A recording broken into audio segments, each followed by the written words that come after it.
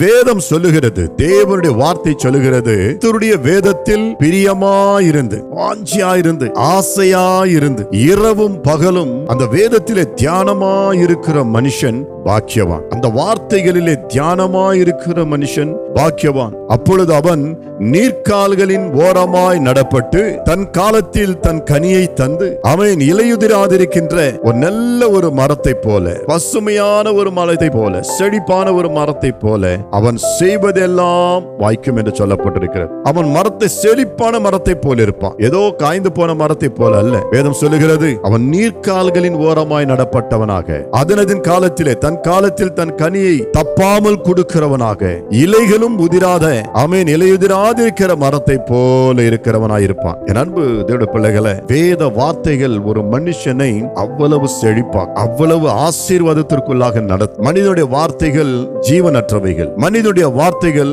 வெறும் கதைகளாகவே இருக்கும். ஆனால் தேவனுடைய வார்த்தை அது ஆவியும் ஜீவனுமாய் இருக்கின்றது. கர்த்தருடைய வார்த்தைகளை இரவும் பகலுமாய் தியானிக்க வேண்டும் என்று கர்த்தருடைய ஆவியானவர் போதிக்கிறார். இன்றைக்கு ஆவியானவர் பேசுகிற வார்த்தை என்ன? நாம் தியானிக்க வேண்டும், தியானிக்க வேண்டும். தேவனுடைய வார்த்தைகளை தியானிக்க வேண்டும், இரவும் பகலும் தியானிக்க வேண்டும். அவைகள் எப்பொழுதும் நாம் அவைகளை குறித்து பேசுகிறவர்களாய் காணப்பட வேண்டும். தியானம் என்றால் என்ன? ஏதோ ஒரு தனிப்பட்ட அறையிலேயோ அல்லது தனிமையான இடத்திலோ நாம் சென்று அங்கு அமைதியாக அமர்ந்திருப்பது அல்ல. அந்த நேரத்தில் நாம் தேவன் சொன்ன வார்த்தைகளை, இறைவனுடைய வார்த்தைகளை நாம் சிந்திக்கிறவர்களாய் காணப்பட வேண்டும். அதுதான் தியானம். கடவுள் நமக்கு சொன்ன வார்த்தைகள், கடவுள் நம்மோட பேசின வார்த்தைகள், கடவுள் மனிதர்களுக்கு சொன்ன போதனைகள், கடவுள் மனிதர்கள் வாழ வேண்டிய அந்த வழிகளை சொல்லி இருக்கிறார் அல்லவா, அவைகளை சிந்திக்கிறவர்களாய் காணப்பட வேண்டும். அதுதான் தியானம். இறைவன் மனிதன் நடக்க வேண்டிய பாதைகளை போதித்திருக்கிறார். அவைகளை தியானிக்கும் பொழுது